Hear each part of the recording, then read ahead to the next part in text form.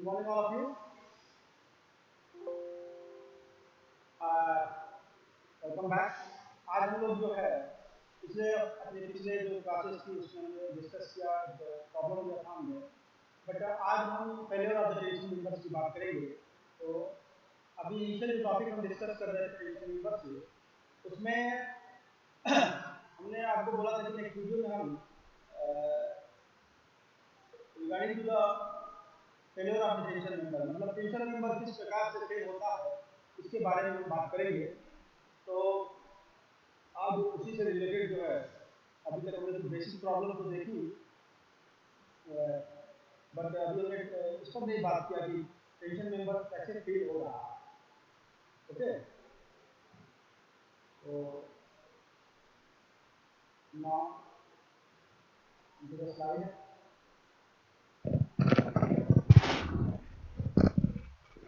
Okay, hello.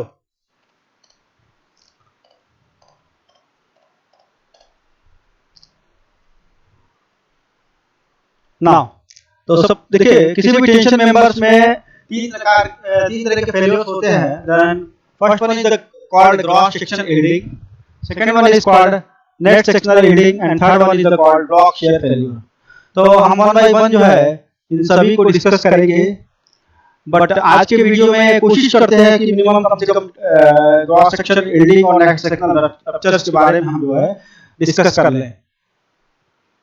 Okay, चलिए।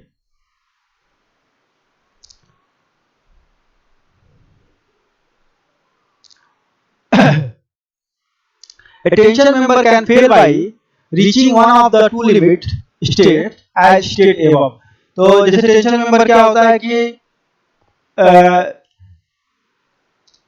कोई भी मतलब अगर हम देखें उसके फेल होने का जो रीजन है, जिसको हम जैसे बोल रहे हैं ग्रॉस सेक्शन यील्डिंग, कह रहे हैं कि टेंशन मेंबर जिससे तीन रीजन से फेल हो रहा है और उसमें से one of them is the called gross section yielding.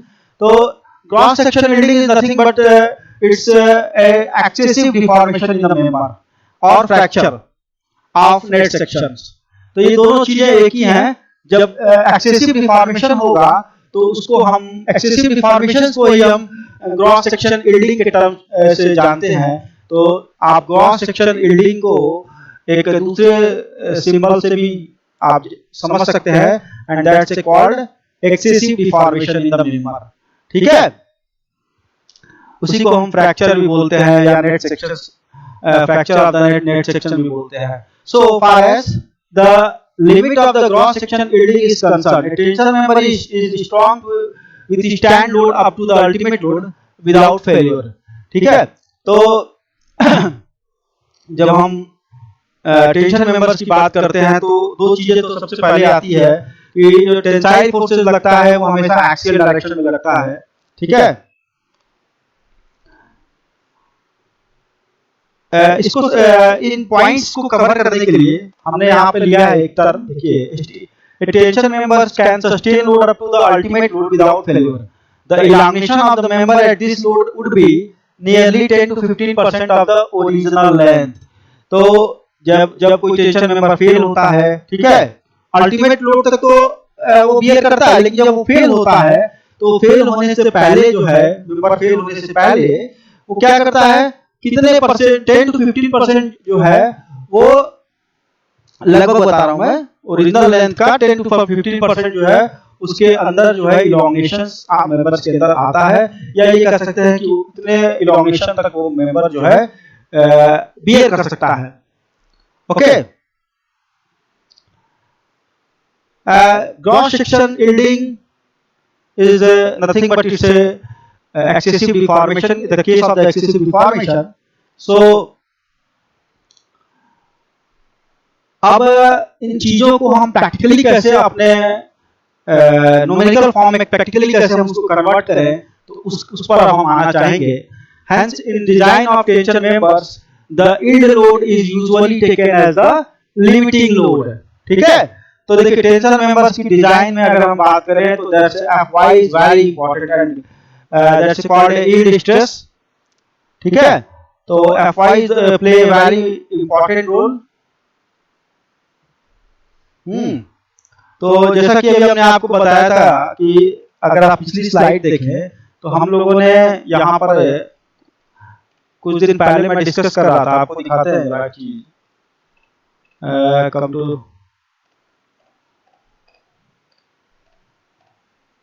और वो है ये देखिए ग्रॉस सेक्शन यील्डिंग, और यहाँ पर हमने एक फार्मूला मेंशन किया है जैसे TD equal to FY into A upon gamma M0, ठीक है। और ये फार्मूला है design strength in member under axial tension. Axial tension के लिए ये फार्मूला हमने आपको एक दिन इसके बारे में बताया था कि कैसे एक्सियल टेंशन की कंडीशन में डिजाइन स्ट्रेंथ को कैसे कैलकुलेट करते हैं। तो ग्रॉस सेक्शन यील्डिंग जब हम कैलकुलेट करेंगे, ठीक है, या उसको समझने की जब कोशिश करेंगे तो display very important role. Now come to the point.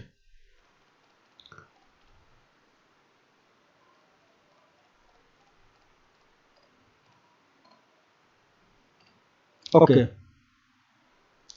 So to prevent excessive deformation, the load on the cross section must be small enough so that the stress on the cross section is less than the yield stress, ठीक है। तो जो भी stress आ रहा है किसके ऊपर, जो भी स्ट्रेस आ रहा है किसके ऊपर, जो उसका क्रॉस सेक्शन है मेंबर का, जैसे हम क्या करते हैं एक्सेसिव डिफॉर्मेशन को रोकने के लिए, ठीक है, ग्रॉस सेक्शंस के ऊपर एक्सेसिव डिफॉर्मेशन को रोकने के लिए कम से कम एक्सेसिव डिफॉर्मेशन हो, तो जो मेंबर के ऊपर लोड आता है उसको क्या करते हैं, कम हमेशा कम रखते हैं, किससे, less than the Fy। To prevent excessive deformation the load on the cross section must be small enough so that the stress on the cross section is less than the yield stress. जो भी stress है cross section के ऊपर उसको कम रखते हैं, किससे, yield stress से। दैट्स वेरी इंपॉर्टेंट हियर, ठीक है। Stress is nothing but a force upon area. तो ये जो है हम इसको जो है, जो अभी यहाँ पे फार्मूला हम आपको दिखाए हैं TD के लिए, उसी फार्मूले से इसको हमने जनरेट किया है, ठीक है। ओके, तो T अपॉन AG की वैल्यू, T अपॉन AG की value that's stress, T upon AG की जो वैल्यू है, ध्यान दीजिएगा, इसको हम कम कर देंगे किससे, स्ट्रेस से। इसकी वैल्यू को हम स्ट्रेस जो Fy की वैल्यू है उससे हम जो है डिजाइन में कम रखेंगे। क्यों कम रखेंगे, क्योंकि to protect the member from yielding, ठीक है, क्रॉस सेक्शन यील्डिंग। ओके, जहां पे Fy जो है हमारा यील्ड स्ट्रेस है, Ag जो है ग्रॉस एरिया है, gamma M0 factor of safety है for the tension members. Okay, अभी हम जो है आपको स्ट्रेस स्ट्रेन ग्राफ से यहाँ पर इस चीज को भी दिखा देते हैं थोड़ा सा। जैसे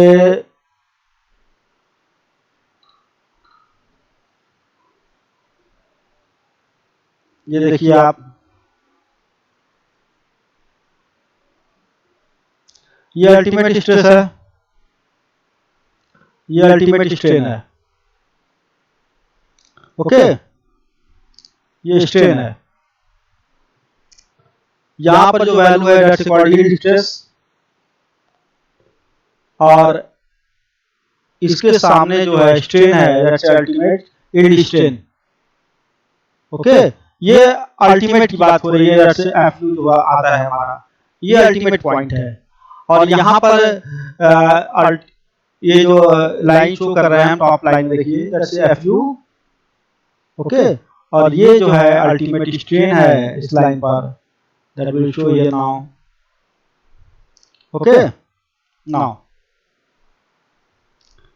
तो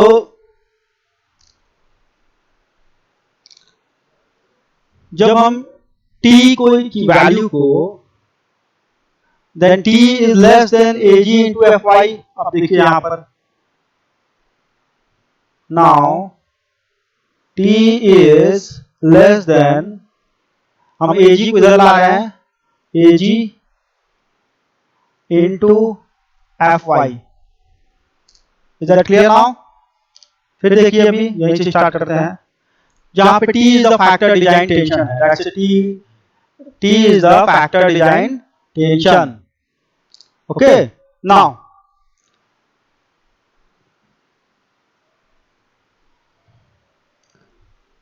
TDG equal to now T upon gamma M0 और अब T की जगह पे हम इस वैल्यू को इंसर्ट कर देंगे, इस वैल्यू को T की जगह पे हम पुट कर देंगे। ठीक है, TDG को हमने T के फॉर्म में कन्वर्ट कर दिया, फैक्टर ऑफ सेफ्टी से डिवाइड कर दिया। ठीक है, इसको इस फॉर्म में हमने लिखा है। अब क्या कर रहे हैं हम कि T की जगह पे जो हमारी ये वैल्यू थी पूरी AG into FY उसको पुट कर दे रहे हैं, फैक्टर ऑफ सेफ्टी को अपनी जगह पे रहने दिए हैं। ओके, तो ये फार्मूला हमारा आ गया जो जिसका हम बार बार यूज करते हैं, A cross into FY upon gamma M0। और ये फार्मूला डिजाइन स्ट्रेंथ कैलकुलेट करने के लिए हम यूज करते हैं, जो कि अभी कुछ समय पहले हमने आपको दिखाया था, जो अपने प्रीवियस वीडियोस में, या आप देखिए यहाँ पर भी अवेलेबल है, तो उस पर फोकस करेंगे हम। That's here now.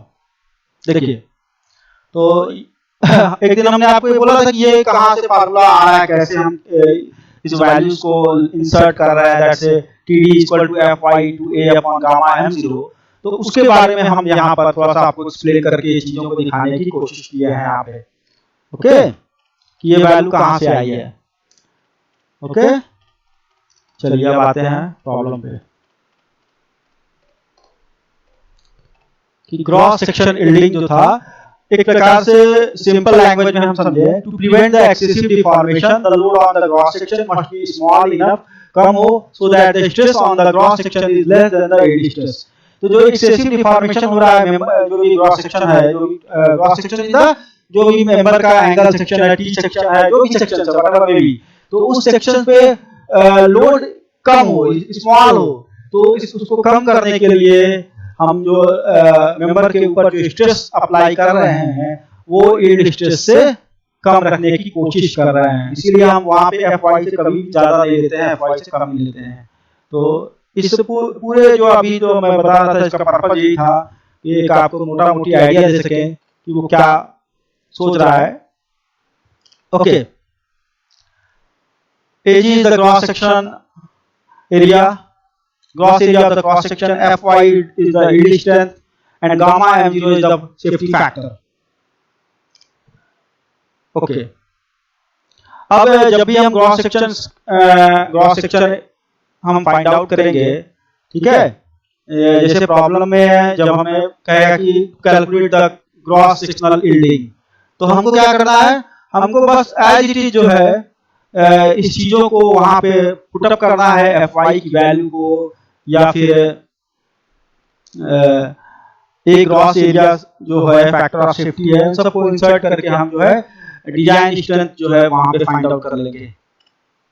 तो ओके, अब बात करते हैं नेट सेक्शनल रप्चर की। नेट सेक्शनल रप्चर और डिजाइन, इसको design strength due to rupture of critical sections भी कहा जाता है। दोनों नाम से हम इसको यूज करते हैं। तो नेट सेक्शनल रप्चर जो है ज्यादा फेमस है। Rupture is nothing but it's just Hindi language में अगर हम बोले तो रप्चर मतलब टूटना, रप्चर होना, रप्चर टूटना। तो नेट सेक्शनल एरिया का जब नेट सेक्शनल एरिया ब्रेक होता है, that's called net sectional rupture in the member. Okay, तो होता क्या है कि जैसे कि मानिए कोई प्लेट है, एग्जांपल के तौर पर ले रहे हैं, जैसे हमने ये प्लेट लिया है, ठीक है, तो अगर आपसे पूछा जाए कि यार सिंपल लैंग्वेज में बताओ कि नेट सेक्शनल रप्चर है क्या, ठीक है, तो जैसे मानिए कि ये कोई प्लेट है और इस प्लेट के ऊपर जब टेंसाइल फोर्स लगेगा, मैं दोनों डायरेक्शन में लगा के दिखा रहा हूं आपको, जब टेंसाइल फोर्स लगेगा तो ये जो आपको दिखाई दे रहा है, ये hole, that's a hole in the plate, ठीक है, तो इस होल के जो भी एरिया नजदीक होगा, जैसे ये पहली लाइन मैंने ड्रॉ की, ये सबसे क्लोज है, ये सबसे क्लोज है टॉप में, और इसके बाद बाकी ये एरिया थोड़ा दूर है, ये भी थोड़ा दूर है, ठीक है, ये भी थोड़ा दूर है, ये भी थोड़ा दूर है। तो जो होल के जो भी पोर्शन क्लोजर होगा वो क्या करेगा, वो सबसे पहले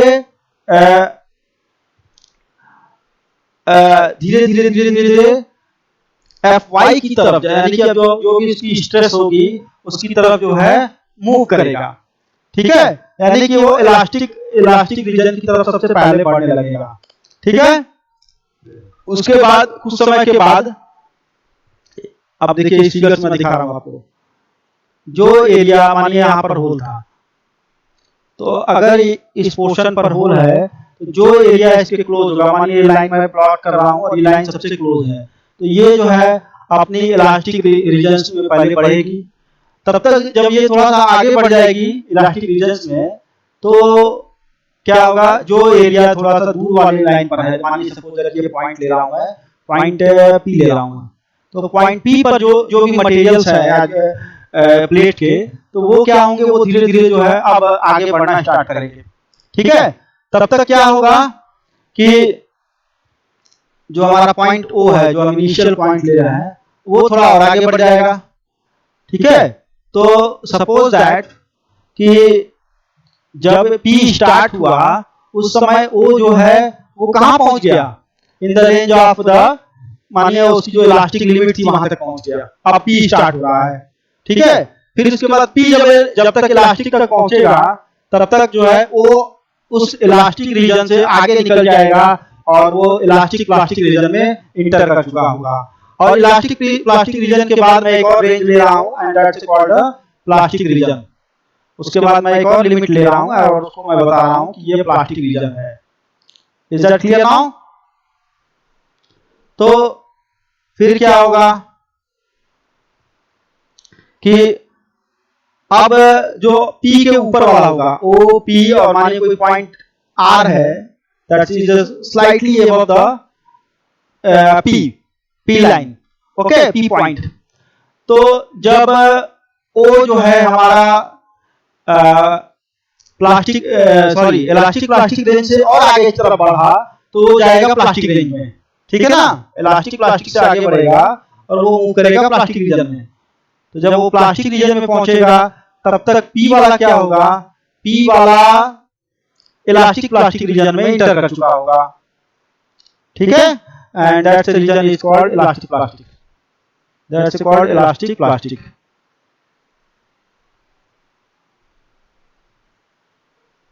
okay, that's called elastic plastic.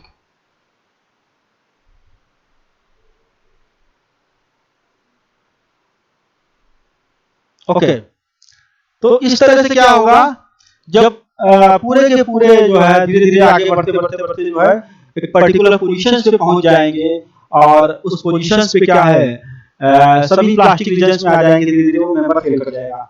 तो ये एक तरीका है और इस तरह से रप्चर होता है मटेरियल्स के अंदर। तो इसको मैं टेक्निकली आपको एक्सप्लेन कर देता हूं। The tensile stress in a plate at the cross section of a hole is not uniformly distributed in the tension member। तो क्या कह रहा है कि जो टेंसाइल स्ट्रेस होती है किसी भी प्लेट में, कहां पे, at the cross section of a hole, जहां पे होल का क्रॉस सेक्शन होता है, ठीक है, at the hole of the cross section is not uniformly distributed, वहां पे यूनिफॉर्मली डिस्ट्रीब्यूशन नहीं होता है इन द टेंशन मेंबर। कहां पे, टेंशन मेंबर में, ठीक है।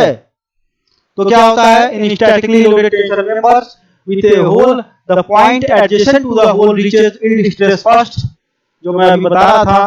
Finally the rupture, यानी कि रप्चर मतलब जो फेल्यूर है on the member occurs when the entire cross section reaches the ultimate stress। धीरे धीरे जो हमारी entire cross sections है वो ultimate stress की तरफ आगे बढ़ता है और एक समय ऐसा आता है कि फिर वहां से ब्रेक हो जाता है। तो पहले सबसे फिर से हम एक बार इसको लोकल लैंग्वेज में समझने की कोशिश करते हैं कि वह एरिया जो होल से क्लोज था वो पहले जो है एफ वाई की तरफ बढ़ेगा, फिर अल्टीमेट की तरफ बढ़ेगा, धीरे धीरे बढ़ता जाएगा, फिर जो दूर है वो फिर स्टार्ट होगा, ठीक है। तो फिर उसके ऊपर वाला जो पोर्शन होगा वो थोड़ा और रेट से स्टार्ट होगा, लेकिन फाइनली जो है पूरा इंटायर क्रॉस सेक्शन जो है वो अल्टीमेट स्टेज तक पहुंच जाएगा और मेंबर फेल हो जाएगा, ठीक है। To prevent failure of the tension members by net sectional ruptures, okay, क्या करते हैं हम, जो T की वैल्यू है, जैसे डिजाइन स्ट्रेंथ जो T है हमारा, उसको लेस कर देते हैं किससे, less then an into fu। मैं इसको सर्कल करूंगा, that's an is the net area and fu is the ultimate stress. उससे हम कम करके डिजाइन करते हैं दैट्स TDN को, ठीक है ना।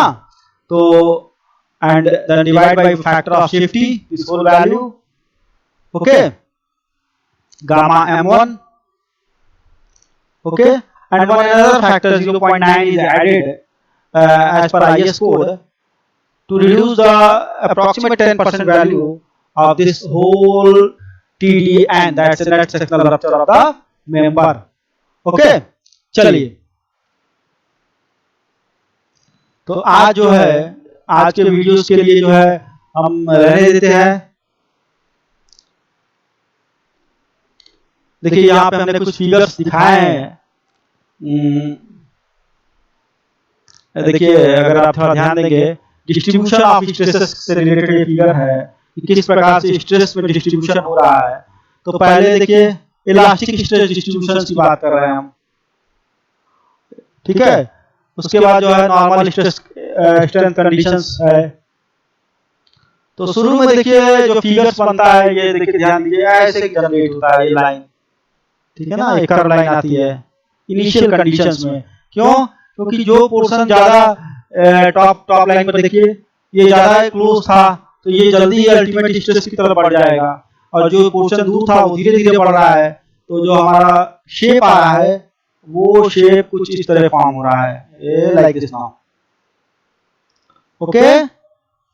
और फिर क्या होता है, ये फॉर्म जनरेट होता है, और इसमें जब थ्रू आउट मेंबर जो है एक पर्टिकुलर स्ट्रेस को गेन कर लेता है, ठीक है ना, पूरा का पूरा मेंबर जो है धीरे धीरे मूव करते हुए आगे की तरफ बढ़ता है, और एक कंडीशन ऐसी आ जाती है कि फिर मेंबर वहां से रप्चर हो जाता है, मतलब टूट जाता है, ठीक है। तो this is the stress diagram, how the stress will be distributed through out the cross section of the member, okay.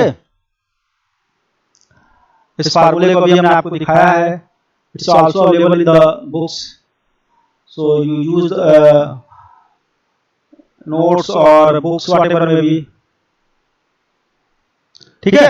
अब देखिए इस एक चीज मैं भी आपको इसमें और बताना चाहूंगा कि जो 0.9 जो फैक्टर इंट्रोड्यूस किया गया है उसके पीछे experimentals, there are some experimental reasons.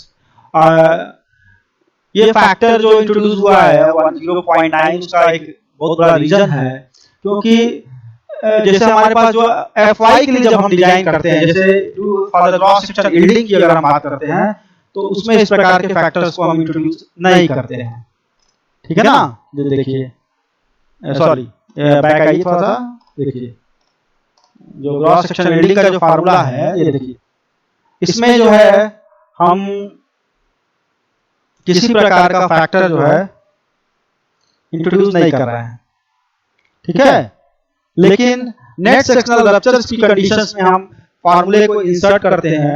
उसका रीजन ये है कि नेट सेक्शनल रप्चर्स में हम बात करते हैं अल्टीमेट स्ट्रेस की, दैट्स FU की, और FU की जब हम बात करेंगे तो वहां पे क्या होगा कि मेंबर के अंदर कोई रिजर्व स्ट्रेंथ नहीं होती है।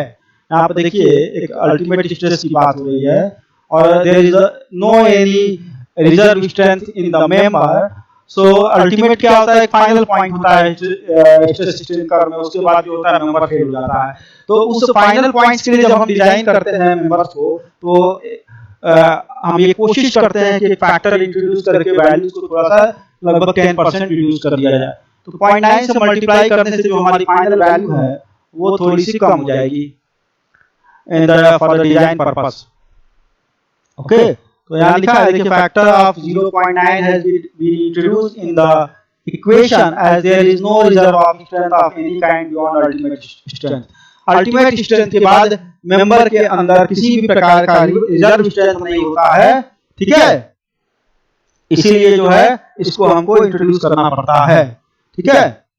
The factor is based on the statistical equation determined from experimental result of the net sectional failure of plates, okay. तो नाउ नेक्स्ट वीडियो में जो है हम इसको फिर से दोबारा देखेंगे, जो रिमेनिंग इक्वेशंस है इससे related, and then after we discuss the block shear strength, block shear failure of the tension member. तो तीन चीज आपको याद रखना है. One is the cross section yielding, second is one is the net sectional ruptures, and third one is the block shear failure. इन तीनों के बारे में मैं अभी एक वीडियो और लूंगा और उसके बाद हम इससे रिलेटेड प्रॉब्लम्स के बारे में डिस्कस करेंगे. Okay, thank you everyone.